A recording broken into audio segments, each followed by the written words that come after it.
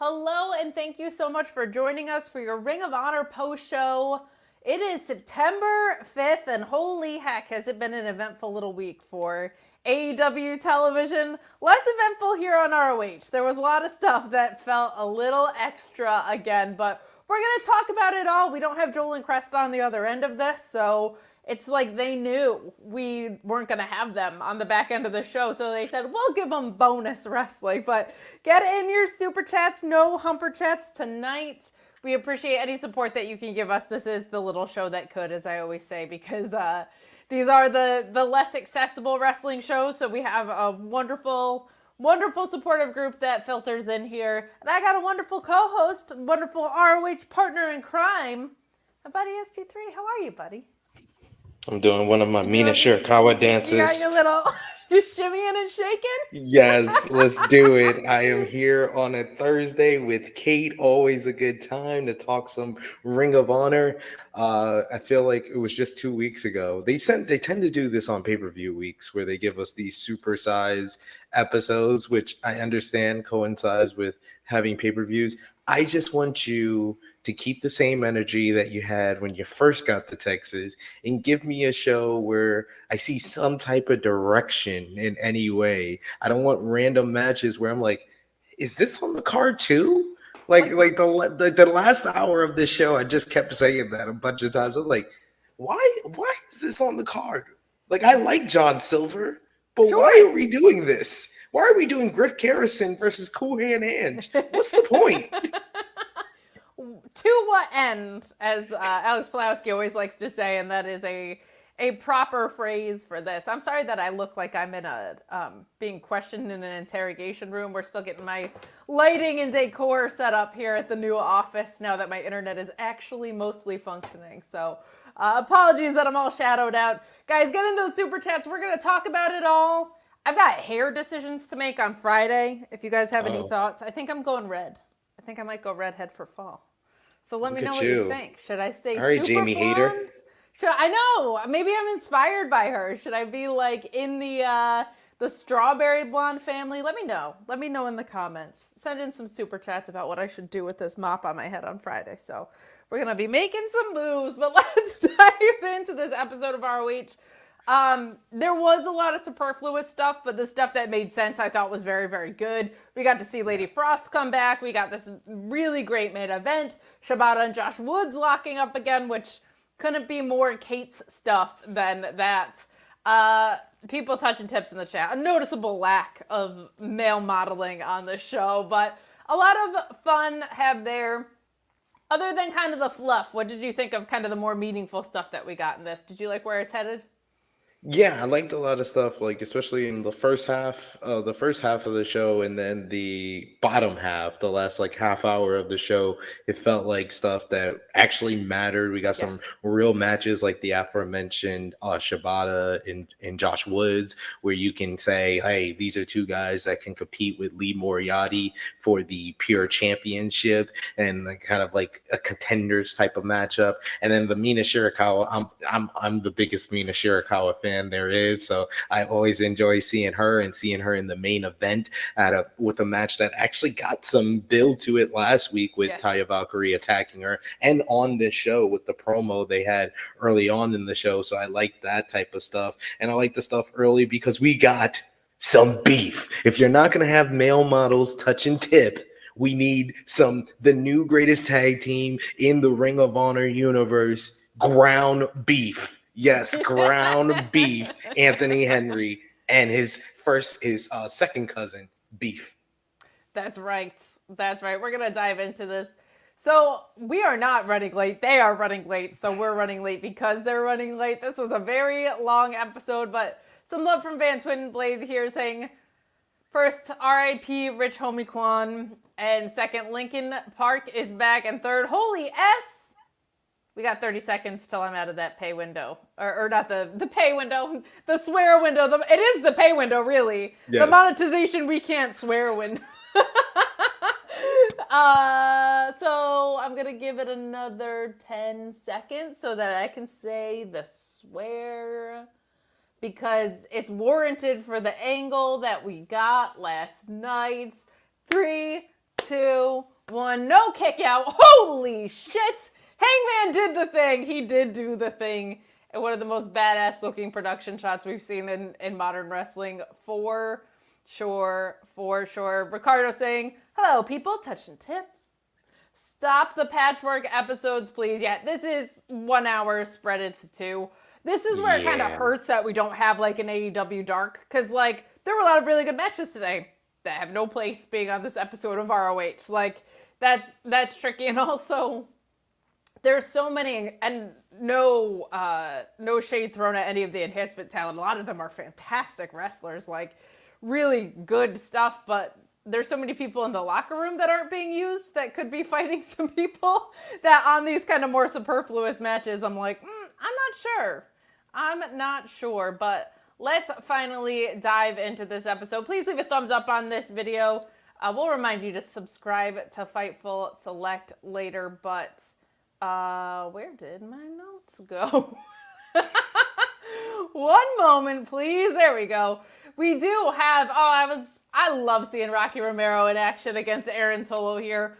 Rocky's one of those guys that just, like, if he's coming out, I'm just excited. Like, his presence just kind of, like, lights up a screen in a really special way, in my opinion. And he's just really cool. Like, I don't know what to tell you. That guy comes across as very cool, and I can't think of someone better for Aaron Solo to be up against and working with. Like, just a wealth of knowledge, both that you can learn from being in the ring with someone and as a person. Like, that guy has just been a part of so many facets of this great sport that you could be in. So you get Rocky Romero winning here with the super sliced bread. This was a match that was kind of one of those more thrown together ones. I was surprised. This is what kicked off the show, but I wasn't mad about it. I love Rocky, and I would love to see him in ROH more. Like, if he isn't going to be in, like, the conglomeration or any of these more thrown together things, like, him on an actual track in ROH, I think could be a lot of fun. I have no idea what his front office responsibilities look like. He works for, like, 8 different companies, so might not be the best use of him, but I think there's a lot to be learned from working with Rocky, and for some of these younger talents, SP3, why not have him on TV more? I thought this was great. Yeah, Rocky Romero is one of the most talented and just a wealth of knowledge, whether it be behind the scenes and everything he does, working with New Japan Pro Wrestling, AEW. He does some work with CMLL. I don't know if he does any backstage work, but he is like the person that bring the Bloods and the Crips of AAA and CMLL to the table for Tony Khan to be Kendrick Lamar and put them all on stage in Los Angeles. So it was, I appreciate Rocky Romero for everything he does. He's just so talented, but he's also talented in the ring, and he's one of like the more seasoned veterans. Like, I remember seeing Rocky Romero when he was very young in his career in the early 2000s in Ring of Honor, when he was a part of the Rockwallahs with Homicide and Ricky Reyes, and then going into No Remorse Corps with Roderick Strong and Davey Richards, and then come all the way 2 decades later here in Ring of Honor, back in Ring of Honor, working with someone like Aaron Solo, who can get a lot from just being in the ring with Rocky Romero. And this match got a decent amount of time, and I was surprised Rocky Romero pulled out one of like his super finishers, not even like a regular super finisher. Slice bread, super slice bread, super sharing away, whatever name you want to call it. He picked up the victory here, so it was a good way to kick off the show, and I was hopeful for the show at that point because we got an actual match to kick things off. This is one of those instances, and I feel like I said this 2 weeks ago when we did the pre-All In episode. This is like 2 episodes worth of stuff in one show, and I much rather prefer you just split it up into 2 different episodes, because I think I would be remembering this match a lot more and noting some stuff more if it went on a different show and not a nearly 2.5 hour show. This should have been a spotlight matchup here. I'm so glad you said that, because even I come from a PR and marketing background, and when I see things like this, I'm like, when you give that to us as a supersized episode, it kind of feels like we have a lot of fluff, and a lot of this stuff, like, doesn't really matter. But if you give it to us as a bonus episode on free YouTube, that's a completely different feeling, right? So like there's just these little things with ROH that they've made a ton of progress on, it feels like, but that's something that they should get into a rhythm of like, their editing is not the best for ROH and Collision. They'll be like, it's the main event. And I'm like, this is the third match of the show. Like, they need to do a better job on things like that. But, like, just little stuff like that. Like, if you frame it as bonus wrestling, people want to sign up for it. If you put it in the framework with stuff that already has our investment and then it's just kind of extra, it just extends the watching experience without extending the investment from us. So just kind of an overall note on that, but we move on to something that I was very excited for, which was the return of Lady Frost. Haven't had her in action in a little bit. I think she's been out with injury, so if she is back and healthy, I am so happy that's the case. If she was sidelined for a different reason, I apologize for speaking out of turn, but I think she had been benched with an injury, but she calls her shot for a proving ground match at your ROH Women's TV title holder tonight. That, of course, is Red Velvet. And let's just go ahead and talk about that match now. This was one of the more noteworthy things on the show. We have Red Velvet winning here with the seated cradle pin. I really liked a lot about this match. I just am kind of like, why not let Lady Frost win and get a title shot? Like, to your point, and you've said this a few times, ROH has so few pay-per-views that you've got to get defenses in those intermittent moments. So I think it would be really helpful if you just let people like Lady Frost win in those proving ground matches, especially because she's someone that's actually on your roster.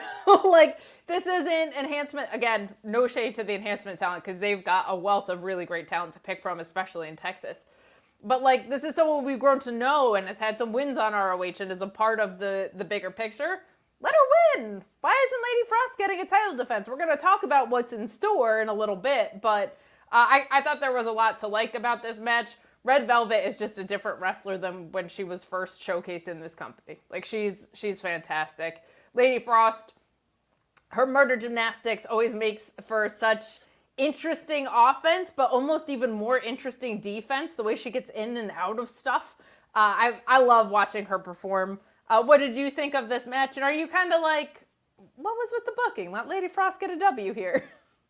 I was like, why is this a proving ground matchup and not just for the women's TV championship? Like, Red Velvet won it at the end of July. We're now at the beginning of September, and she still hasn't defended it once. Please don't give me another Billy Starks having multiple proving ground matches and not defending this championship type reign. Red Velvet deserves better than that.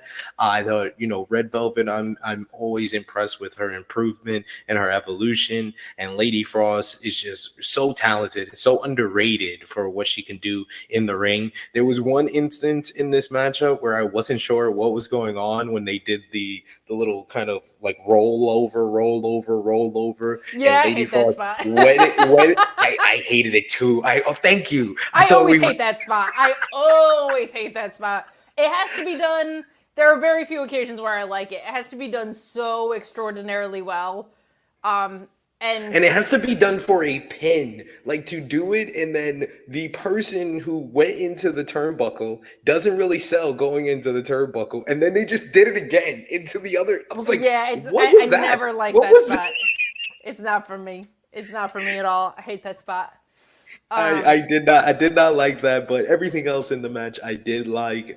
It was a fine affair here between the two ladies, but I also, if you're going to have this matchup and you're going to have the finish of this matchup, I would think that, you probably should have made this for the ROH Women's Television Championship, because you didn't even really put over Red Velvet. She just got a leverage pin on Lady Frost. Like, it's not Red Velvet hitting, one of her multiple finishers. And I like the fact that she's developed multiple finishers that she can finish people off with. But in this instance, I probably would have had her hit one of those finishers to get the win, to establish that Lady Frost is not yet ready for the title shot, where somewhat you can kind of say and make the argument that she kind of won on a fluke with a leverage pin in this one. So maybe they can revisit it and make sense of the finish. But yeah, there was just stuff that was a little off for me here. But I like the match overall. Agreed. Yeah, nothing, very little to do with the two women in the ring and more the booking of like, Red Velvet's gonna win anyway. Just make it a title match, and if not, you're right. Kind of, I like that she has those finishers in her arsenal because she didn't used to, and there is kind of something about she had to sneak a win over Lady Frost using something like that, but. Yeah. This early in the title reign, not even that early in the title reign, but this few defenses into the title reign, this being the first one, she should definitely be kind of using something a little bit stronger to put Lady Frost away. She's too good of a competitor to lose to something like that. But yeah, good stuff there. And I did not realize how deep we were into the taping well until they pulled out Lee Johnson versus Nick Comoroto, who announced that he was going into like surgery and injury weeks ago at this point. So yeah, I was like, dude, did you already come back from your surgery? No, that's a rest of the year-ish one at least, I think, if I remember correctly. But yeah, I mean, it tells you kudos to them just like how much they taped when they were in Texas because that was weeks ago. That was weeks ago. So the belief that they're making plans at least seems to be held true because this is just coming out now, which means there was a rhythm to the relationship with Nick Comoroto and Jacoby Watts. Lee Johnson beats Nick Comoroto here. Nice to see Lee Johnson back in action, too. It's been a little bit since we got to see him. Wins with the schoolboy roll-up. I kind of actually, I normally hate roll-ups, but when you have a size differential with someone like Nick Comoroto and Lee Johnson, I kind of liked it. Yeah. Especially because of what we get after here, which is Comoroto and Watts attacking Johnson. But we get the formation of Team Lee J, as commentary was calling them. EJ and Duca coming out to make the save here and laying out Comoroto with that spine buster, and then Watts hitting a spine buster and hitting Watts with the spine buster too. Really good stuff. Really good stuff. I love the idea of Lee Johnson and EJ as a tag team because we already saw Lee Johnson go for the TV title and lose. We already saw him go for the world title and lose. So it feels like what's next for that guy because he is one of their most improved performers on the entire ROH brand. And they haven't made a lot of single star on the men's side. They've done 1,000,000 times the work on the women's side. But Lee Johnson kind of needs a next step here. I'm guessing that's why he hasn't been on TV for a while. Is like, let's be intentional with what's next for him. A partnership with EJ. I'm in SP3. Hey, I'm here for it. I was very surprised when EJ and Duca came out because I thought that they were leaning more to EJ being a heel, but I like him being a powerhouse babyface and being the muscle behind Lee Johnson. And like you said, Lee Johnson, he's put on my favorite match of Ring of Honor this year with him and Kyle Fletcher in the 2 out of 3 falls matchup. And you see Kyle Fletcher now is basically on Dynamite every week. He'll lose one week and get a title match the next week, and he put on a banger last night with Kishiko Okada. So you see where he's at, but you want to see some direction for Lee Johnson as well. So it was nice to kind of do this angle with setting up EJ and Lee Johnson together. I like that. I even like the matchup. And this time I thought the fluke victory made sense, like you said, where Lee Johnson is facing a bigger competitor in Nick Comoroto. So it makes sense for him to get the win with the schoolboy. So I like that. And a numbers game as well, too. So it's like size and numbers advantage on the other side. You kind of should be more desperate for a win in that situation. Yeah.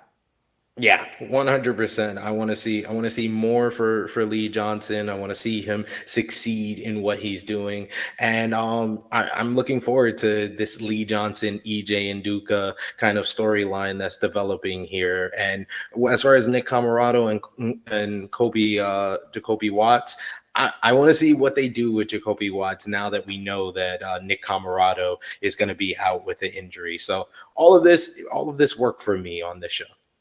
Agreed. This was a productive use of everybody involved, which was not the case the entire show, unfortunately, but this one was good. Everybody benefited from the win, the loss, and the post-match. I'm intrigued to see what we get from Team Lee J. I think there's going to be some good developments that happen there, because that just seems like an excellent pairing. And later we do get this backstage where Melissa Santos is interviewing Lee Johnson after the match.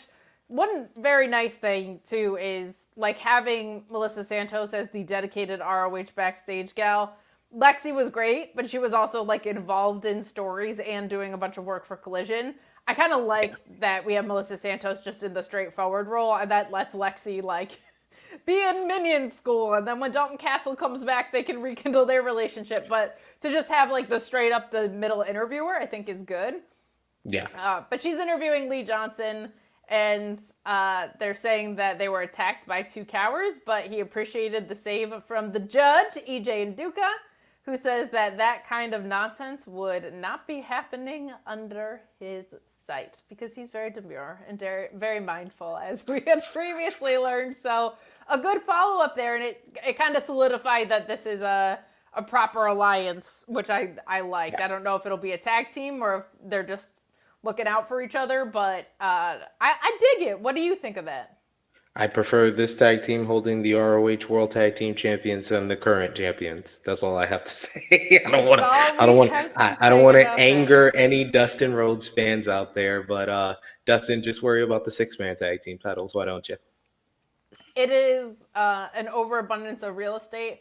I will say I have enjoyed the work that Sammy Guevara's done since he's been back. He's a way better babyface than people give him credit for. But to your point, like, it doesn't feel like an ROH team to me. No.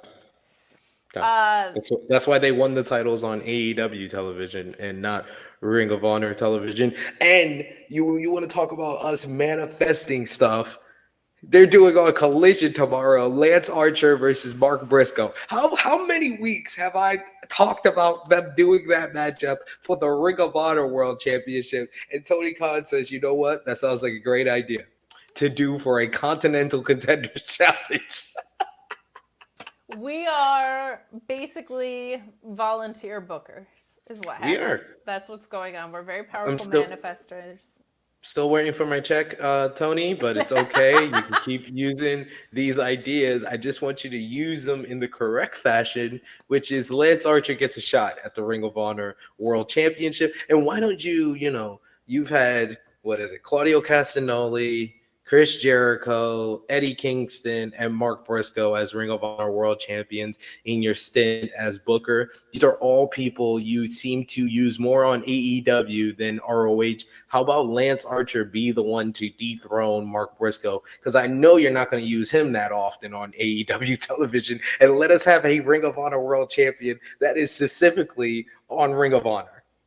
Well, I do have a conspiracy theory about that, but we can talk about it later in the show with the Righteous, because there's I feel like I picked up on some interesting possibilities, but let's keep moving along to who you really want to be the tag team champions. I will say for a 2-hour episode, we are back in like hardly any champions mode again. Like no tag team, no 6-man, no TV title, no world title. Ugh. For 2 hours, for over 2 hours, no thank you. But it wasn't until you just said that where I was just like, who is the Ring of Honor TV champion? Because I feel like I haven't seen him in weeks, Atlantis Jr. Feels like that guy of anybody should be available for this show, but someday. This did feel very much like we edited a bunch of matches together thing, so I get it.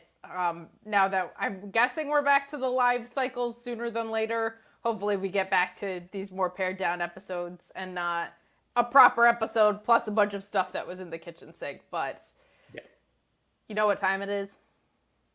Time to talk about Beef. Because Paul White's interviewing Beef and Anthony Henry by naming them as part of the Workhorsemen. And Anthony Henry says, it's not the same without JD Drake. And Beef is like, what the heck? Cousins! Certainly a bunch of charisma with this guy, undeniably so. I'm here for Beef. I'm not a Beef stan necessarily in the same way that you are, but I do appreciate him very much.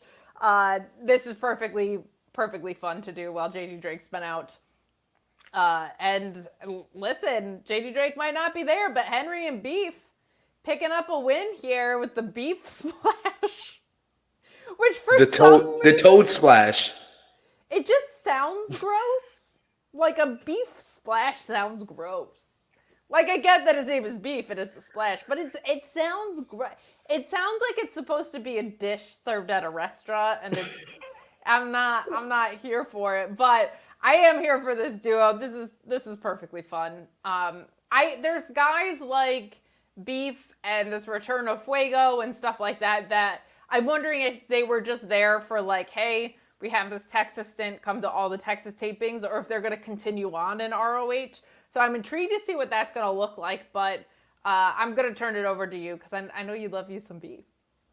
So the tag team, they're Paul White. I'm sorry I have to correct you. I appreciate all your work. I think that you've been a useful authority figure on Ring of Honor television. But if you're going to do backstage interviews, you have to say their proper tag team name. That is not the Workhorsemen. The Workhorsemen, Anthony Henry is absolutely right. The Workhorsemen is JD Drake and Anthony Henry. Anthony Henry and Beef is ground beef. Because Anthony Henry works on the ground. He does a lot of mat work and technical work, and Beef is Beef. So it's ground beef. That is their official tag team name. I will not hear anyone call them otherwise. Do not call them mispronounce their you got to have the proper pronouns when you talk to them and the proper nouns. So ground beef is their name. I just always like beef. I'm a beef guy. Beef? Yeah, I love beef. I love hamburgers. I saw me and my daughter, we were on the train the other day and I saw a cow and I was like, beef. I'm sorry, cows. I'm sorry. But breaking my vegan heart. I'm sorry. It's just I saw beef when I see a cow. It should be the cow splash. Shout out to Caprice Coleman who said that. It should. That should be a cow splash. But Beef, man, he's just so charismatic. He has that endearing charm to him. And I think that if he is available for the live shows, whether it be, tapings before AEW Collision or not, he's the type of guy that I can eventually see getting over with the fans because he is surprisingly more athletic than he looks, and him doing frog splashes, that's going to gain attention, and he just has that charm to him. He just has that smile that brightens up the world. Everyone needs beef in their heart, regardless if you're vegan, vegetarian. We all need beef, and ground beef, your next Ring of Honor World Tag Team Champions. SP3, you want to hear my 2 jokes that I just thought of right now? I was setting you up with everything, but go ahead. Okay, ready. But here you go. Ready? If Beef does a move that he shouldn't be able to do for someone his size, he would be Impossible Beef. The Impossible Beef. Have him do a moonsault and call it the Impossible Beef. Right? I gotta tap you on the back. Great job. Thank you so much. Great job. Okay, you want to hear my other joke? Yes. Do you know how you beat a competitor like Beef? How? With the cattle mutilation? Get away! I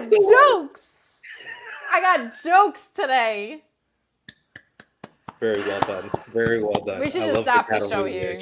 Yeah, we peaked. It's not going to get better than that. We peaked too early, ladies and gentlemen. Cattle mutilation is the way to beat beef. Everybody touch tips in the chat for my amazing jokes, please. Please leave comments about how funny I am.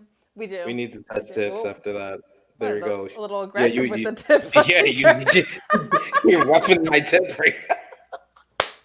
Look, man, Soar said to Frost tips. I just was a little aggressive about it, all right? A little aggressive about it. Guys, I'm not here. At least you didn't grip my tip. At least you didn't grip it. It's true. It's true. Mason calling me out for getting the black joke. Like, called me out on Twitter and was like, I'm surprised at you. It's like, come on, man. House of Black. Oh, my God. That was great. God. That was great. They need to announce that. Why haven't they announced? Is that going to be on Rampage tomorrow? That's what I feel. Does that make it to the 0 hour? I'm wondering. of the No, I pay-per-view? think it's gonna be because they haven't announced anything for Rampage tomorrow. They went hard for Collision, and I'm sorry, I'm gonna be watching Collision and SmackDown at the same time. But to be fair, this episode of Collision is not gonna do well ratings wise. So this is a lot of stuff you're putting on here to possibly not have a good rating. And I would have, I don't know. I don't Is know it if I would have Rampage a went live this hard. Rampage though? Yeah, it's live Rampage. Okay, So I think so yeah, that's what I said. I think they'll announce that. That can probably be the main event for Rampage tomorrow. that would be a great main. That would be a great Yeah. main. Thank you so much. I'm out here making jokes. Guys, get in your super chats if you have any beef and cow jokes, or if you want to talk about Ring of Honor. Either one is fine by me, but we appreciate it so much when you guys are able to support us however you can. Thumbs up on this video, leaving comments, touching tips, however you guys choose to support us. We definitely appreciate it. I will also take a minute to tell you, because I didn't really do this at the top of the show, about some stuff we've got coming up on FightfulSelect.com. It's a pay-per-view weekend, like every weekend seemingly, so you're going to get me and Alex Pulowski on Fightful Select doing the all-out alternative post-show to Sean on the main. Sean's usually done like a hot hour earlier than us at Extremely Normal. Alex Pulowski and I are not. So if you want an extremely silly post-show that runs way too long, coming out. We have so much fun. It feels like a big slumber party behind the paywall, honestly. We have so much fun. Also on Fightful Select, we'll tell you all about the Discord for the last... what was it? Not Bash in Berlin, but the pay-per-view before that, I think. Was it SummerSlam? Sean was just dropping, like, this person's in Gorilla, this person's in Gorilla, in the Discord. So you get scoops before they even go on Fightful Select proper. And that's just what Sean does sometimes. You get the scoops thread, but you can also hop in that Discord and get them in real time as Sean's finding them out.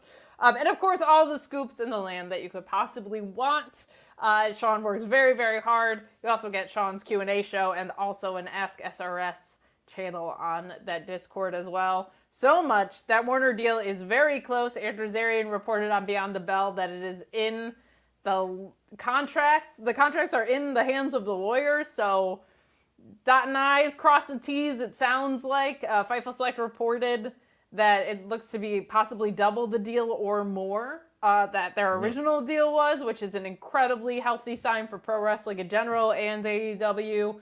And Tony Khan said that there were reports out there that were pretty accurate. So we'll let you piece two and two together. I'm hoping he was referring to some of our reports, but subscribe. Get the information as accurate as possible. Also, with sensitive information like the news that broke with Odyssey Jones and any firings and hirings and injuries and things like that, that is on the free tier as well. So you can subscribe to the free tier. You get the headlines of what's on the paid tier, so you can kind of get a little taste if you want. But Sean feels like it's icky. He used the word icky years ago. He said it's icky to charge for those things. And I said, I feel that way too. I'm glad that you do. But Sabrina's in the chat. Calling her chat up because she's just a wonderful and supportive person, saying, guys, help me with the late night snack choice. I have string cheese, pickles, and chips and guac. I'm a chips and guac kind of gal, especially for at night. I like pickles. Pickles. Hey, you're a pickle guy. I'm a pickle guy. We gotta get you some of those pickles. MJF pickles, but oh, please. 4K wrestling move. Just really cool wrestling moves. That's what he should just call one of his moves. The wrestling move. It should just be like a body slam. And he just calls it the wrestling move. 100%. We're moving along. Thank you guys so much for sticking with us. We know this was a long episode and we know there's no TNA on the back end. So we really, really appreciate you guys staying tuned in. We're going to talk about Rachael Ellering and Gigi Ray. Rachael Ellering winning here with the Black Hole Slam. She looks great. Love Rachael Ellering of Honor, I call her. She's been doing some really, really good work now. Very, very settled into this brand. And she seems like someone stylistically who kind of feels like the Ring of Honor brand a little bit. I really, really like her. I said last week, such a natural baby face, and in her promos where she was like, you know what, I lost, but it was a learning experience and I just got to do better and stuff like that. I find her very easy to root for with just her in-ring ability as well. Like the moveset she has could be tempting to turn her heel because she can do so many like strong athletic gal stuff and really slam people around, but she has this likability to her that makes it very easy to kind of get behind her, which is an important thing to have as a pro wrestler. It's kind of one of those intangible pieces of things. So good stuff here. This was kind of like a match just to keep Rachael winning, it felt like. Any thoughts from you on this? Yeah, I really like Rachael Ellering getting like a kind of a showcase matchup on here. I feel like they're putting her on the what I call the Sky Blue / Marina Shafir regiment of just going out there, having a squash win, having bigger matches against more name talent where they come up just short, but then you reheat them up before they get into a proper feud. I think the only thing missing from the show was a little bit of follow-up with the rivalry that was developing between her and Harley Cameron. But that's what I kind of agree with what you said earlier. That was a good keen eye what Kate always has here, where this was a lot of matches that they kind of just scrapped all together because the lack of follow-up with her and Harley Cameron kind of points to this was probably not on the same taping as everything else on the show. Sure. You could even kind of hear with the crowd. I was like, they were either just very in and out or this is from several different tapings. So I'm going to guess it was kind of a hodgepodge here, but I would love for something. Harley Cameron's been such a riot that like her with this very likable and more, not like serious pro wrestler, but a wrestler's wrestler against Harley Cameron being like, hello, Ree. I like it so much fun. Yeah. We're just hiring anybody over here. No. I don't like mustard. Can we talk about how this week on AEW television, it's just been all of our kids from Ring of Honor graduating? Like, because we talked about earlier, Kyle Fletcher putting on a banger with Kazuchika Okada. You got Ring of Honor World Champion Mark Briscoe all over the place. The best promo in the game today. I did not have that on my 2024 bingo card, but here it is. You got Willow Nightingale's going to be on the pay-per-view. You got Beast Mortos about to have a banger with Konosuke Takeshita. You got Lance Archer showing up on Collision against Mark Briscoe. It's just, I'm so happy. I feel like I'm already, my kids are only 4, so I haven't seen them graduate anything yet, but I feel like I'm seeing my kids graduate to the big time. So it's so nice. Here's the problem. And Marina Shafir, forgot to say. Marina, yes. Who looks, by the way, so different in street clothes, like so different. When she showed up, I was like, that looks like if Marina Shafir looked like a version 7 of her or something. Like I couldn't. I knew it was her, but I couldn't like put it together. What a badass, and the way she's being presented right now. The only problem with that SB3 is our kids who have been raised here are all big losers. All of them. Every single one is a big fat loser. They're being used as enhancement talent, and I don't like it very much. The only thing I'll say, we had this conversation I filled in for Sean yesterday on the Dynamite post show.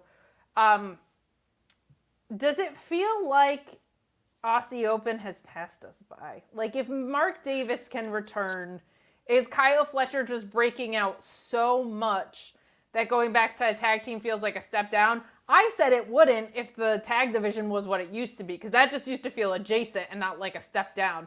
The way the tag division's been recently, it does feel like a step down, but I'm looking at the stadium show in Australia thinking them winning the tag titles could be like an ultimate moment, but it was a good question because he's really just having an incredible showing time after time. What are your thoughts on that? Yeah, like if anybody watches True Hill Heat and AE Ramble, my co-host for AE Ramble, Jimmy Macaram, has been like the #1 Kyle Fletcher hater. He's amazing.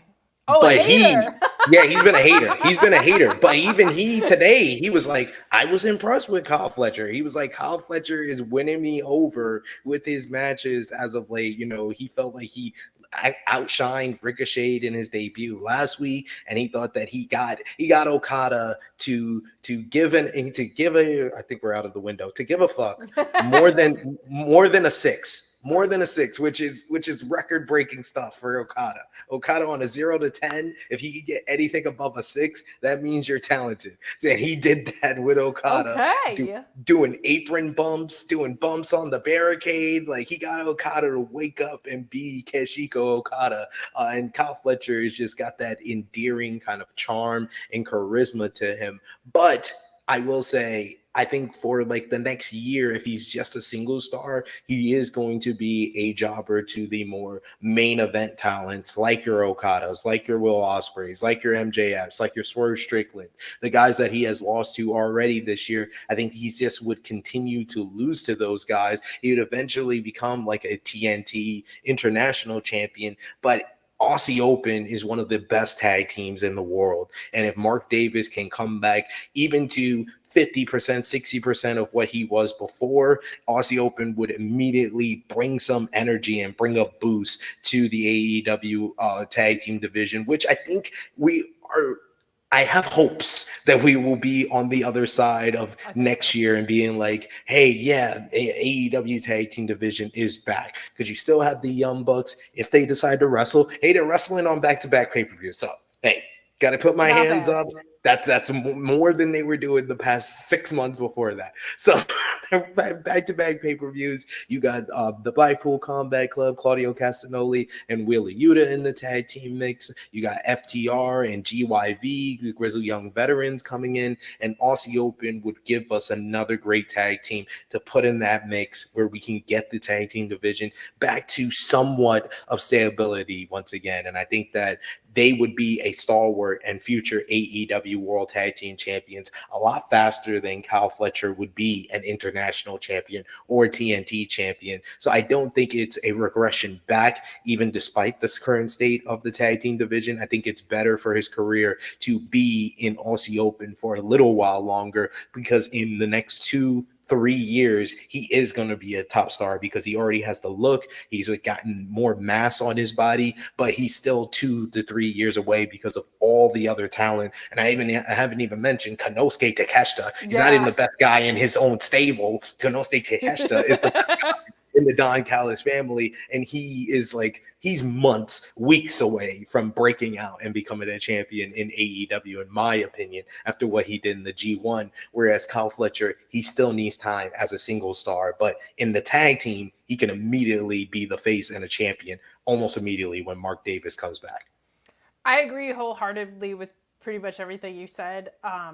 I would make Kyle Fletcher like the guy that Daniel Garcia was in the C2 maybe last year, where it was like he's taking a lot of losses, but he's getting a really good story out of it. Daniel Garcia almost lost out until the draw, right? But like a guy who's obviously not going to win, but when you see him, he can play spoiler. He can really do some impressive things. And part of what's so amazing about him at this young age is his versatility. He could be in there with anybody and he will put together a logical but incredible feat of athleticism type match. Very obvious he's under the Will Ospreay learning tree.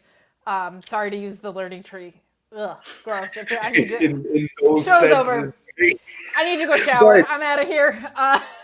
But we honestly just named the 2 people I'm excited most to be in the Continental classes. So please, Takeshita. Tony Khan, we know you're watching. Konosuke Takeshita and Kyle Fletcher need to be in this year's C2 because they can deliver every single week like they have been doing, whether it be Takeshita over in New Japan or Fletcher as of late on AEW. Those 2 guys have to be must adds to the C2. And the fact that we're going to see a lot of changes to the C2 as far as the competitors in it, because no Eddie Kingston. I don't think Brian's going to be in it because he's the world champion right now. And when he loses his end of his full-time run, another guy I would say a shout that probably not a lot of people is thinking about, but Darby Allin. I've said it once, I'll say it again. Darby Allin is the best TV wrestler of all time. He's one of the best of all time. He's in my top 5 TV wrestlers of all time because he just delivers great matches. He's got a great character. He always gets a big pop. He's the type of guy I would want in the C2 as well. With those 3 guys, Okada, throw in a couple more people, C2 can be as great as it was last year. to me, Darby Allin puts on variations of the same match extremely well. So I don't know if he's one of my favorites. But him in a C2, my favorite match of his was the one he had with MJF before Full Gear, I think it was, like 3 years Full ago. Gear 2021. Oh my god. It was like my favorite match on that card. That had Punk and Eddie and Kenny and Hangman. And it was such a different type of match for Darby. And I think a C2 could bring that out of him, and I would really, really like it. I would also throw Anthony Bowens in that. Anthony Bowens That's in a that. good shout. But let's keep moving along here, guys. Get in those super chats. We're having fun today because we don't have Joel and Cresta coming on to ruin our good time here. Not really. They're the best, but we are without them today. So get in those super chats. If there's anything you want to talk about, please leave a thumbs up. If you are coming on here for the TNA show, because it usually starts between now and 10 minutes from now, they were bound for a day off. And not so much for glory today, as I put it on Twitter. So they do have some time off here. But we're going to talk about SAP and the Iron Savages with Jack Jameson. There was a huge controversy on Twitter that was unintentionally started by me and Ian Riccaboni. Where on commentary, Ian Riccaboni said, I can't go to Titty City. I don't want to. I don't even have my passports. And I called that out on Twitter, and Jack Jameson clarified that it's more of like a state of mind thing, that travel boundaries don't apply. And I said, I haven't been to Titty City since college. So I'm just saying. But man, and Helico is just one of the best underrated dudes that they have. You put him in there with anybody, he looks so great. Serpentico is just a blast. I now believe he's the booker of all of Nyla Rain's title shots because she never wins, but she always gets them. So, just to continue to break her heart, I think they gave Serpentico the book on those ones. But really, really fun stuff here. I hope they continue to give... There was a long time where Angelico was just not on our screen for a lot. Yeah. And he's excellent. He's a really excellent professional wrestler. The collision of styles with the Iron Savages was super, super fun. Jack Jameson, I'm just going to say it, kind of a silly goose. Kind of a silly goose at ringside here, but he had some fun on the mic during this match. This was fun. Are we building toward tag team contendership at any point? I would love to see that. Your thoughts? I like the concept of this matchup because these were two teams that I feel are on the same level, and I couldn't predict who was gonna win off the top. Because Iron Savages are at the same level as SAP.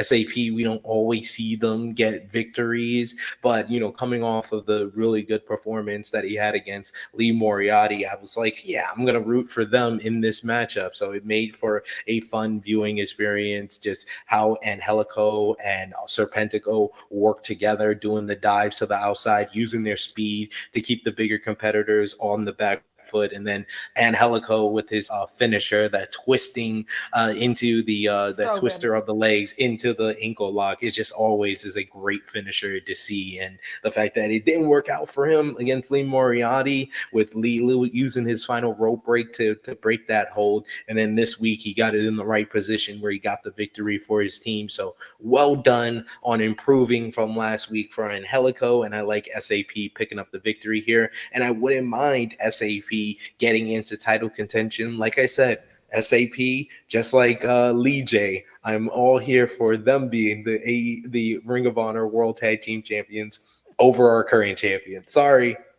Dustin fan. SP3 is going to nominate us to be the tag team champion at some point. We're here every Thursday. I can say that much. We are definitely that, but it is also it felt like something they did for Texas, and now they're out of Texas. So okay, then what's next? Because like you said, I agreed with you wholeheartedly. Dustin Rhodes, fantastic babyface. He played babyface in peril very well at multiple times in a lot of the matches that he was showcased in. But it was a lot of, because of the Von Erichs and Sammy Guevara's from Texas. That was a lot of that. So what's next? They have to do some work on, for sure. Yeah. For sure. They have to get me invested because I'm not I'm not into them having, and I'm not into him monopolizing all the title girl. He's just selfish. I said it before they won the tag team titles. He's just selfish.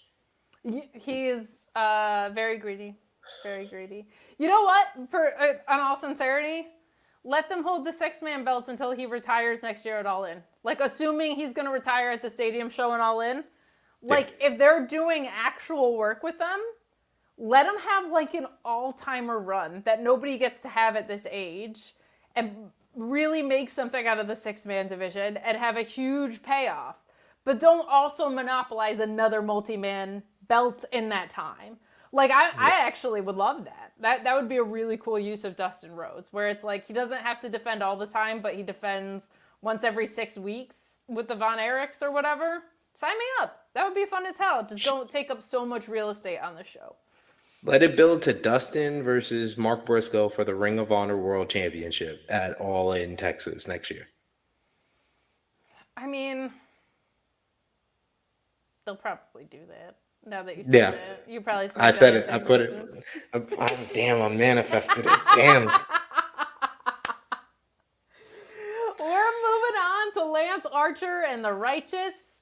Who I gotta say, I dig. Versus Lights Camera Faction, which is just the best name in the whole wide world. Braxton Fresco and Watson with Ice Williams. The team you would expect gets the win here with the Avalanche Blackout on Watson. Solid win. Normally, this is the place where I would say, but what's it leading to? But I have an interesting theory. Yeah, let's hear it. Because this was the number one match on this show where I was like, did this really need to be on this show? Well, even with my theory, still no. But when Mox gave his return promo on Wednesday, Dutch and Vincent said, like, I always liked that Jon Moxley. And then on Collision, we had Lance Archer backstage doing the same thing that Jon Moxley and Marina were doing. And someone said, yeah, but Lance Archer always just throws random guys around. And that was a very fair point. But he did the same, like, into the camera thing Jon Moxley always does and hits the side of it. A Jon Moxley stable with Lance Archer and the Righteous would frickin' love. And part of what I would love about it is, like, he wouldn't have to be the only mic guy. Like, Vincent is great at that. And it would be something so different for Moxley. I don't know if that's where it's going, but Vincent and Dutch aren't usually the ones to tweet themselves into creative. Like, I appreciate that about them, that they're not, like, always just throwing stuff out there all the time. So it feels a little more intentional. Maybe that was just their thought, which God bless them. I picked up on it. But then when Lance Archer on Collision did, like, the same style thing, I was like, maybe we're going somewhere with this. And I feel like that would be a very, very cool main roster act that you could have either a trio or a tag team in. That would be such an excellent use of Jon Moxley, because if I have to watch Lance Archer lose to someone that is entering or just lost a title one more time, I'm going to throw my computer out a window. And I also love the Righteous, always have, always will. The people that are like stands about Hangman, like, he did arson, but it was justified. That's how I feel about the Righteous. Like, whatever. I'll be a loyalist to them always. Interesting thing, because I dig SP3. So the match, not the most important. Glad they, like, had a rep and that they're still looking strong in case we do ever get around to these 6-man belts being a thing. But what do you think about the possibility of a Jon Moxley faction? I much rather prefer that than Moxley doing a stable because Shane McMahon has sent him to take over AEW, or Jon Moxley starting a stable with Bloodsport Shooters with Josh Barnett. Much rather prefer him teaming up with Lance Archer and the Righteous. I like Lance Archer and the Righteous. I seem to be one of the bigger Lance Archer fans apparently now, because I want Lance Archer to not have a squash win where I immediately think, oh, who is he gonna job to? What's the star that needs a win? As soon as Lance Archer is beating up somebody backstage or comes out for a squash match, I'm like, so who is he gonna lose to? what are they heating? Are they heating him up to lose to Will Ospreay? Are they heating them up to lose to John Moxley? That's what I always think about when Lance Archer just comes out and does anything. So I need Lance Archer to get some type of story in AEW, so he has some type of direction and some reason to be beating up people backstage the way he does. Everybody dies, but including yourself. So it seems like I need you to not die so fast and to actually build some momentum, and getting a story is a key part of that. So I would not mind that. I agree with you with Vincent being a part of the group. That's another talker to go along with Moxley that can kind of fill in for Moxley if Moxley wants to take the week off, and you can have Marina Shafir beating up people for them. And I love the fact I think they do need some time with just Marina Shafir and Moxley, because I think that Marina Shafir can get over big if she is doing all the beating up for people, just clearing the way for John Moxley to walk backstage. That popped me the first week last week, and it popped me so much on Dynamite this week. I'm like, and my friend Jimmy Rackram said the same thing. He's like, a woman beating up people, it's always effective. It's always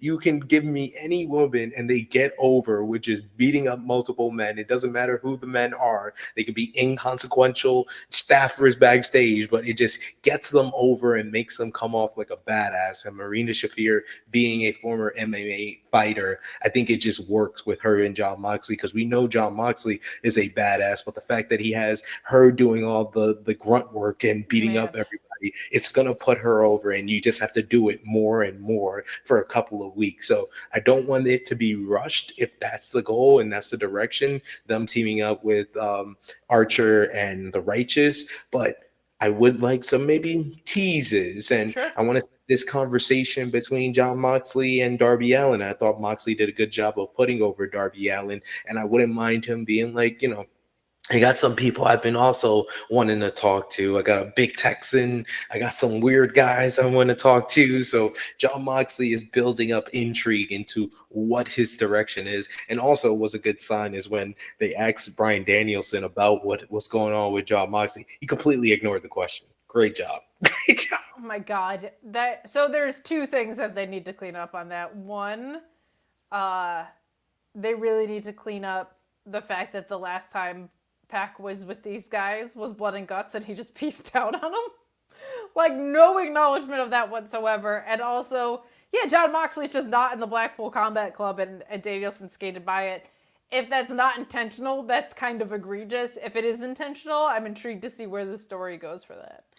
I think it is intentional with the fact that you have Moxley wanting to have a conversation with Darby Allin, and he seems to kind of be like, he said he's an impatient man and he doesn't mind putting pressure, but it seems like he wants to have this conversation before Darby faces Bryan Danielson at Grand Slam. And then this week he has that face-to-face with Jack Perry a couple of days before Jack Perry is about to face Bryan Danielson. I think this is all leading to a John Moxley Bryan Danielson matchup for the AEW World Championship, which makes a whole world of sense because Bryan has still not defeated Moxley in his entire run in AEW. So that's a big time matchup to do at in Tacoma at Wrestle Dream or All Out eventually. I think that's one of the bigger title matches that Bryan should have as AEW World Champion.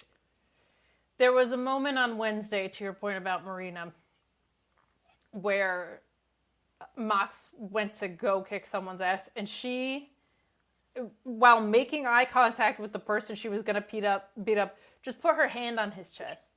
Just I got it. But didn't turn to him to be like, I got it. It was so ice cold. She looks like such a badass. I'm so happy for her. I'm so happy for her getting on this track, because that's something that Moxley said he's wanted for a while. So good stuff there as we continue through ROH. We see the numbers going up. That's very encouraging. I appreciate you guys being here. If you're here for the TNA post show, though, I got some bad news for you. They're not on here tonight, but stick around. We're talking some ROH. We had a supersized episode tonight, so we're taking advantage of the extra time that we have here. Lots to talk about with ROH, especially in the women's wrestling picture. I'd love to see that. We got Diamante pretty much squashing T.R. James, who is talent out of the Northeast here in Jersey. She's very good. She didn't get a lot of time to showcase what she can do here, though, losing to the Sunset Flip Powerbomb. But the big thing here is that Diamante continued to attack T.R. James after the match, and Red Velvet comes down to make the save. So it seems like we know what's next for our TV title champion here. Hopefully these defenses happen more than like once every 6 months. That would be nice. But Diamante versus this version of Red Velvet, sign me up. And they've kind of had some history here a little bit. So good stuff. Cooking in the women's division, finally getting this mid-card title shaped up a little bit. And I liked the alliance with Queen Amanada, but it seems like she got some scores to settle with Serena Deeb. So yeah. Nice to see Red Velvet back here, though, and Diamante's been doing great work, SP3. Yeah, I've really been enjoying Diamante's kind of rise through the ranks with her feud with Layla Hirsch. And it's another instant of a feud that kind of propped up both women, where Layla Hirsch, when she eventually comes back, I can see her immediately getting in contention for the Ring of Honor Women's World Championship. And I like the fact that Diamante has kind of changed her sights on the Ring of Honor Women's Television Championship. And that's a quality win for Red Velvet to get in her first defense. Just don't make us wait months at a time for this defense. Please don't have her do multiple different proving ground matches before you eventually do this TV title matchup. This is the type of matchup that I think can main event an episode of ROH, and you can really give Diamante that showcase that she needs, and to further her development, which we saw in that Layla Hirsch rivalry. Dave Meltzer giving it one of the highest ratings that he's given any matchup of the year at Death Before Dishonor. So put her in there with Red Velvet, who needs those people that have that experience and that can give her a great matchup, and Diamante fits the bill. So good win for Diamante, but I was more interested in the post-match and what it sets up for the future. This was one of the things that felt like, that needed to be on this week's show, because we kind of see a direction forming for the women's TV title. Agreed with everything you just said to the fullest extent. This was like the proper use of a squash and the proper use of a post-match beatdown, and moving at a cadence that we need to see. Like, she finally just is getting some defenses underway. Let's keep it going. Guys, because there's a bunch of you here, I'm going to drop this link to GoFundMe in the chat. It is for Sean's niece, who unfortunately passed away at the age of 16 years old. They're helping with some family expenses. This was obviously something that was very awful and unexpected. So if you are able to contribute, please, please, please do. I know it seems like there's GoFundMe's going around all the time, but this is a tough one. And Sean's always as generous as he can be with stuff like this. If you can please return the favor, because Sean's about as charitable as it goes, and he'll even get his ass kicked for some charities, because Lord knows that guy is never winning another wrestling match he's in, but he'll do it for charity. So we appreciate that around here. Also, get in those super chats if there's anything that you want to chat about. We're moving along here as we get Griff Garrison defeating Angelo Parker with the torture rack bomb.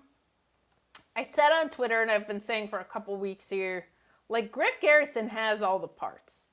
And he just needs to be the most Griff Garrison he can be. Like, he just needs to assert a little bit more, to have a little bit more confidence, to have a little bit more attack. And I think that's what Adam Copeland saw in this guy. Like, I think he knows that guy's in there. We just need to, like, keep pulling that guy out. And that only happens with more reps. So even though this didn't make a ton of sense, I was kind of glad it was here, because I think of anybody that just needs some reps, I think Griff Garrison's one of those guys, so he continue to establish himself and just get more experience with who he is.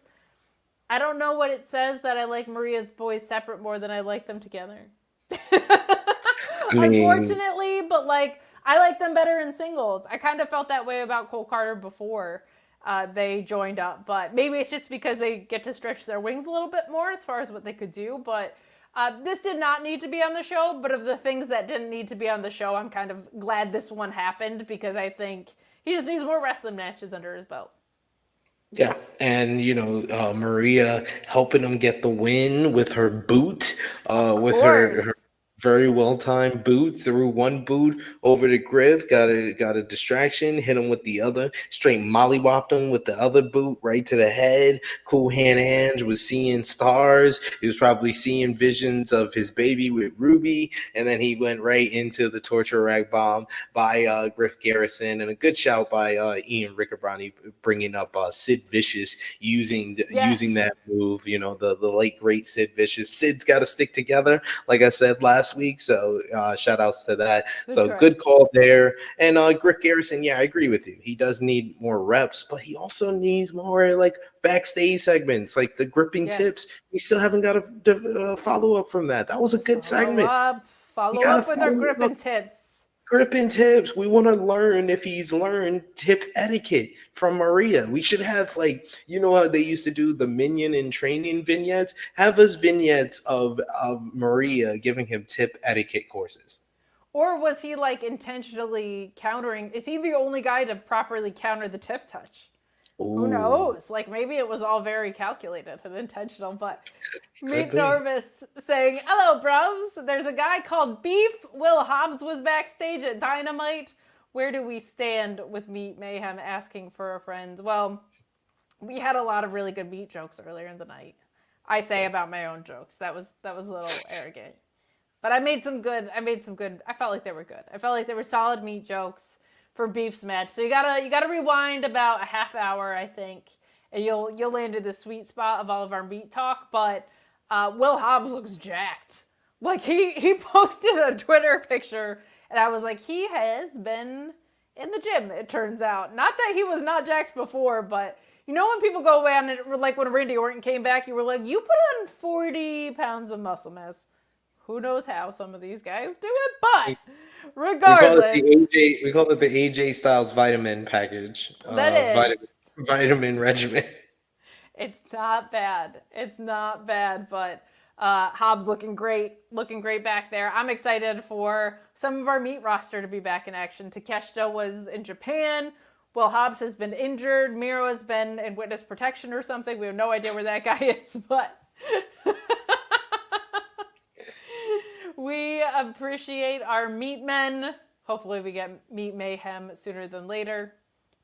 But we get the premier athletes, all of them in action today. But we've got Tony Nese and Ari Davari with smart Mark Sterling, who has been helping me out with some legal issues against Sean. You can check out our Tuesday night post show for that. But Very nice. I guess John Alonzo and Josiah Jean. We get the carpet rug from Arya Davari on Alonzo. And this is good if you're trying to build the premier athletes to be a real deal stable, which it seems like they are. Again, gotta have trios titles around so that this stuff makes sense. You are handcuffing your fans and your commentators when these matches can't be pointed to for contenderships or anything like that. Like, we're talking meat. Throw some steaks on the Barbie, right? Like, let's get going with some contendership, but perfectly suitable rep here. Any thoughts on this? This was kind of just there, but like, if we're supposed to be buying into the premier athletes as a real deal situation, this should happen with wins like this. Yeah, but my main analysis for this matchup is why. Sure. Sure. Why? Because I don't see this being the direction of, oh, we're gonna heat up the premier athletes to get a shot at the tag titles or trios championships. I was just like, this is a match. It To happened. It was there. what end? To what end? Why are we having this match? That's all we need. Why? Why? Well, we get another win via torture rack bomb here, so your match agents need to talk to each other or your editors should do a better job. But John Silver with Evil Uno and Alex Reynolds defeating Fuego del Sol with the torture rack bomb. Another match that was very good, but kind of just happened. Very happy to see Fuego on this run, though. It's been nice having him at those Texas shows. John Silver doesn't get nearly enough credit for how good he is in the ring because he is such a silly goose. But he has some really, really crisp offense, which showed up here. Again, to what end, but a decent enough match. Your thoughts? Yeah. This was solid, but like as soon as I saw the end of this matchup, I had even more expert analysis of Why? Kel Mitchell voice. Why? Because it was like, does John Silver need two other people to beat Diego Del Sol? I like Diego Del Sol. I've Hey, interviewed Diego Del Sol, the greatest tornado DDT in the game, of but all time. it's not like they have established that Diego Del Sol is someone that you need three people to beat. Like, did they re-sign Diego Del Sol and they're actually gonna push him? Like, he needed three people to beat Diego Del Sol. I mean, pushing somebody by having them lose every match they're in on a brand is a weird way to go about it, but hey, happened with Brian Myers for a long time, so who This is true. the heck knows? This is true. I guess he's gonna win the Ring of Honor World Tag Team titles at All in Texas next year. That's, that's how she goes. That's how she goes. But we are coming down the home stretch finally. We've got 3 more matches to talk about. 2 of them, which were contenders for my favorite match on the show. But also this outing from Abadon, who's creeping me out a little bit, SB3, but defeating Rachael Chanel via pinfall with that Black Dahlia. Looking great. This was another thing. This one made a little bit more sense as far as like just having a match because Abadon has been targeting Athena. Needs to be kept looking strong as they kind of work their way towards the women's title picture here.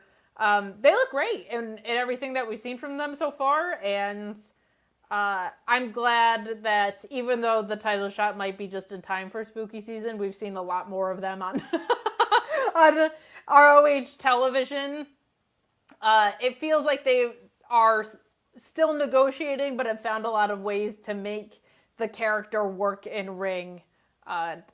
Because I feel like there was a lot of ambiguity around, are you supernatural, are you not? Now it just seems like maybe they're a little out of their mind and they're a little bit creepy and crazy, but they don't really have like a superpower or anything. They're not in supernatural world. So just feels like a cleaner execution of things. Their conditioning also showing off here, like really just moving so much better in the ring and more fluidly, I feel like. So a good win for them. And I'm excited to see our champion, who was never scared of them at all and would never be scared of them under any circumstance. What we get with that feud coming up. What did you think of this match? And are you excited to see them against Athena? This was finally a matchup on the card after 2 matches where I was screaming why on my TV that I knew why. I was like, okay, Abadon is getting a showcase win here, showcasing a little bit of her offense. Like you said, she's moving a lot more fluid in the ring. So I appreciate that for sure. And I appreciate her getting them getting the win in this matchup here. And I want to see them go one-on-one with Athena in the next week or 2 because Athena, our fallen goddess, our minion overlord, is a mere 10 days away from making history. So whether it be on next week's show or the week after, you need to have them go one-on-one, Abadon and Athena, for Athena to get the record as the longest reigning champion in Ring of Honor history. I am so glad that you brought that up because I had forgotten about. I knew the record was close, but 10 days away is crazy. That's really, really special. Certainly not something I ever thought would have happened from the women's division of ROH in previous iterations of this promotion. That's really special. Feels like she's just at least going to be your champion until this Warder deal's done. I would be shocked if Honor Club didn't move to HBO Max. Just gut instinct, nothing that I've heard or anything. But you want to do that on the back of the workhorse that has kept you moving along. So yeah, I agree with you. I'm excited to see this match with them, and hopefully it's sooner rather than later. Good stuff. Coming down the home stretch, just 2 more matches to talk about here, and they were my favorite 2 on the show. Katsuyori Shibata defeating Josh Woods, which should have just been a proper pure match. With the Juji Gatami here.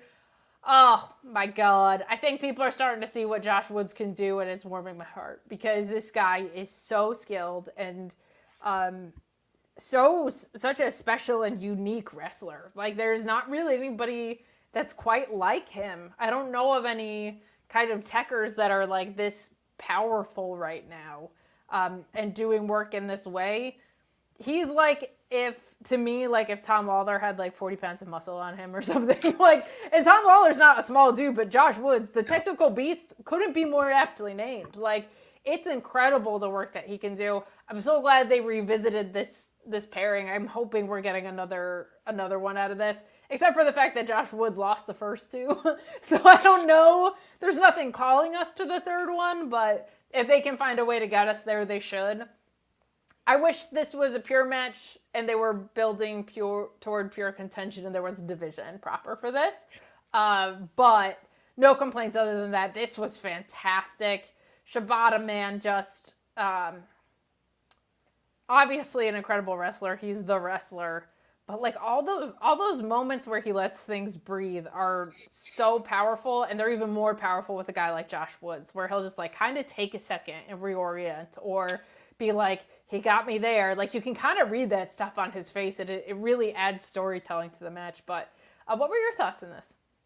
Yeah, I enjoyed this one a lot. I think that Josh Woods and Shibata have developed good chemistry with one another. Now, Shibata, I believe, is 2-0 against Josh Woods. So this is kind of the obstacle for Josh Woods to overcome. And I wouldn't mind them kind of furthering this little rivalry, mini rivalry that we've been seeing between them over the next couple of months. And eventually Josh Woods is able to defeat Katsuyori Shibata. But I agree with you as far as the pure division. Like, I know that AEW has kind of scrapped the rankings. They even scrapped and scrubbed wins and losses on their website. But bring that over to Ring of Honor. Make Hell that a yeah. Ring of Honor staple. Give us the wins and losses. You already put it up there on the screen whenever the people come out for their matches. So give us rankings. Give us like, okay, Shibata is now the number one contender. We're gonna see if he has another singles match, if we can get that up there. This wasn't even a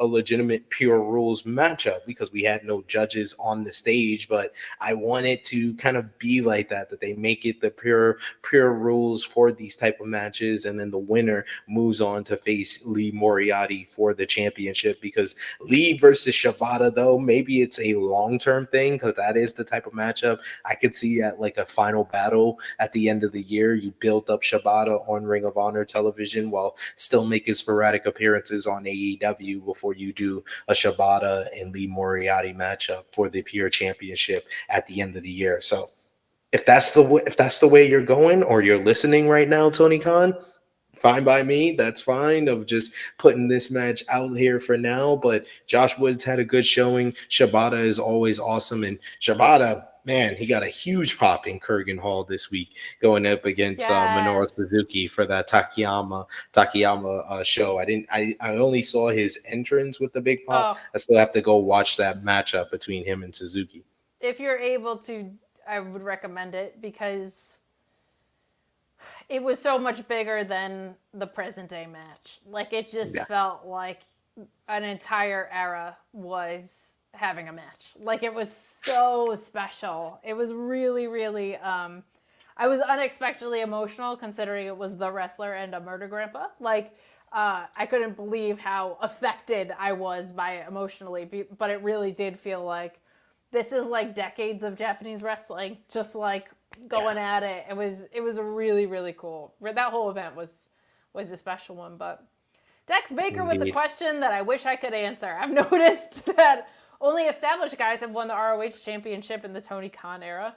Who do you see as the first new face to win the title? Well, they would have to build up some of the new faces here, SP3. But, I think if you're not going to give Josh Woods the pure title, I think he could make a hell of a world champion. I don't know if you would consider Shane Taylor kind of like an already established guy, but he feels more like an established guy in the ROH context than necessarily like the main roster or whatever. Like, I think he would still kind of be someone that is getting made by a world title here. You said you were thinking the same with Shane Taylor? I was thinking the same with Shane Taylor, another person I just thought of who they are using on AEW, but not in anything really specific or like big time. Leo Rush. Why not? Ooh. Leo Rush is a guy that has his kind of his start of his career in Ring of Honor, where him winning the Ring of Honor World Championship, I think would be really cool and a great full circle moment for him.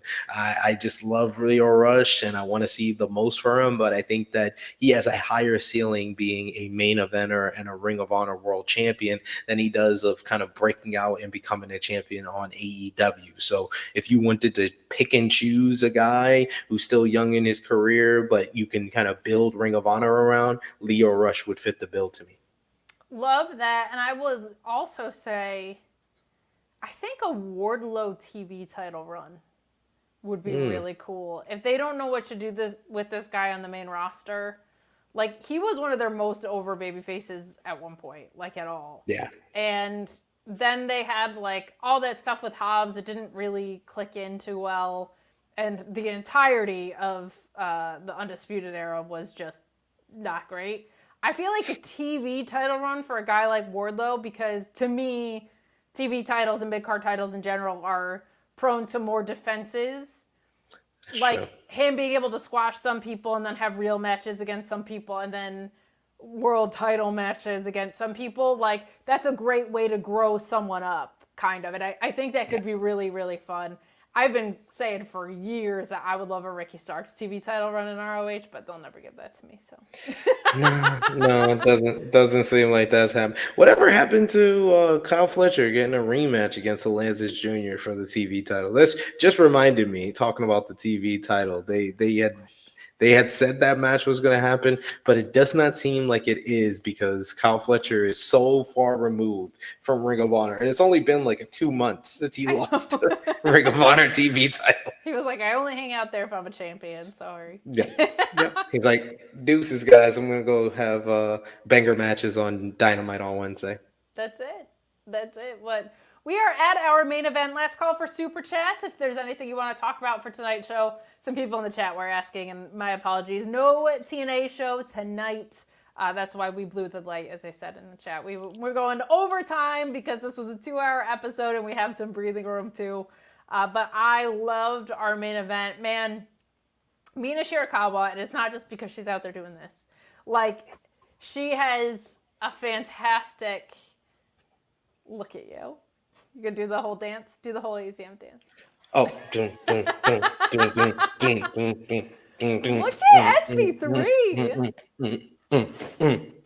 Look at you. You know a lot of this dance. I am color me impressed. I study Mark Briscoe's promos cadence, and I study Mina Shirakawa's entrance dance. I can't unhear your impression of Mark Briscoe. Like whenever he has a promo, it's all stupendous. That's the word of the day. It's stupendous. You talking about Bill, British Bill, who gives off the thrills and makes him take pain pills. Him and Kyle O'Reilly absolutely freaking kill me. Oh my god. But we have a backstage with Taya Valkyrie ahead of her big match against Mina here. Little grudge feud that we had going. This actually had some build behind it, but Taya taking offense that Shirikawa is treating ROH like summer camp, which I thought was a nice piece of work. But Mina coming in to interrupt Taya, who is like, I don't know, 2.5 feet taller than her. And says, say that to my face. And Taya kind of storms out here. And we get Mina and the beautiful, wonderful Melissa Santos doing a little dance. Who did it better? Them or SP3? You'd have to ask. You'd have to ask. But I'm going to say this guy. This guy right here.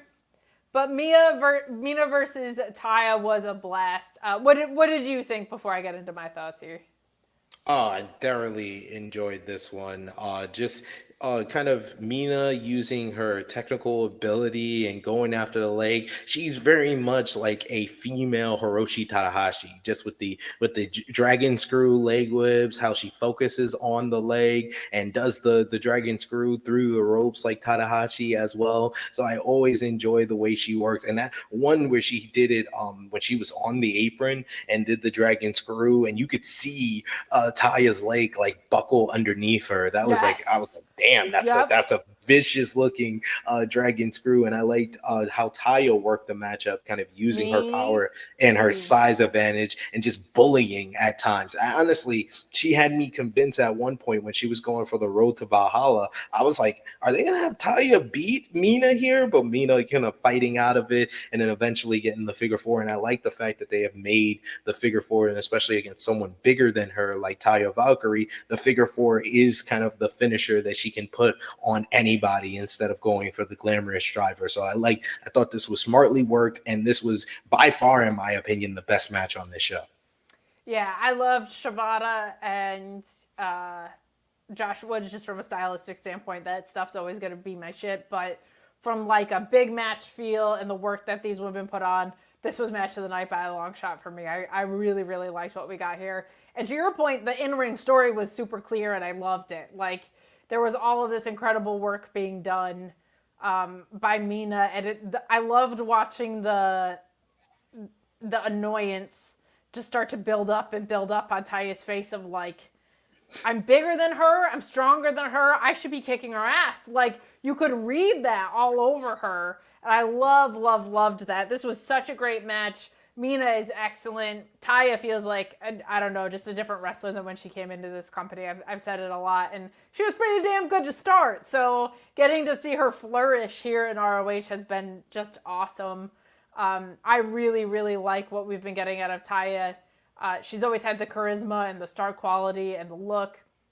But like her in-ring, she just looks so much more comfortable than she did when she first got here. We've kind of talked about that repeatedly, but it keeps showing up and it's really encouraging. It's really encouraging to see. So great way to close the show. I wouldn't be mad if they ran it back. There were a couple of near falls where I was like, oh, I wonder if Taya's going to win. And then they'll do a rematch somewhere down the line. But Mina with the win. I loved your comparisons to Tanahashi. That was very, very clearly influenced moveset from the wonderful Tanahashi. So great stuff to close out our ROH review. It is only an ROH review tonight. Normally we goof off here with Cresta saying silly stuff, burping in everybody's faces.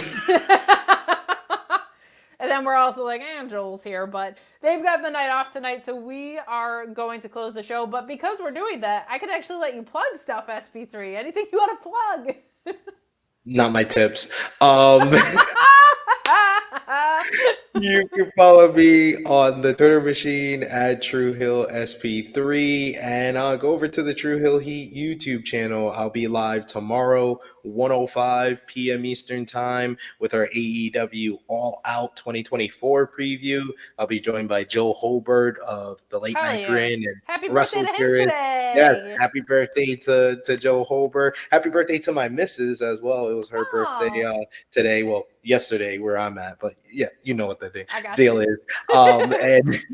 And I think I will also be live tomorrow at 10 a.m. Eastern Time over on Fightful, overbooked on In the Weeds. I got asked earlier today from Jeremy to show up over there, so you can see me over there on the Fightful family under the Fightful tree. I'll be in the weeds, the mocha tent in the weeds tomorrow morning. So join us for that.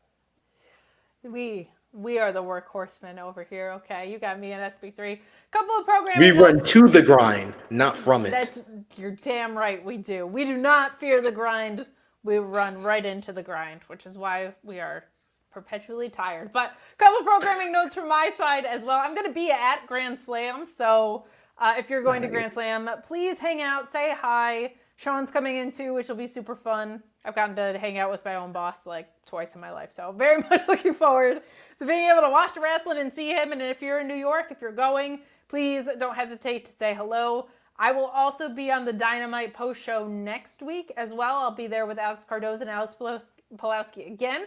We did the AKA show last night. We're going to do it again next week.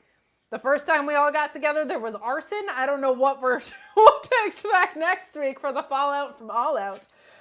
But you can follow me at Miss Kate Fabe on social media. Here every Thursday with SP3 doing this show. Tuesdays and Fridays on the main channel as well doing NXT and your SmackDown reviews. Mondays on Fightful Select and normally Wednesdays at the Mark Order when I'm not filling in for Sean. So have a safe and wonderful rest of your wrestling week. We're out of here.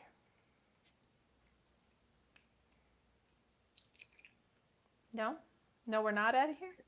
End the stream.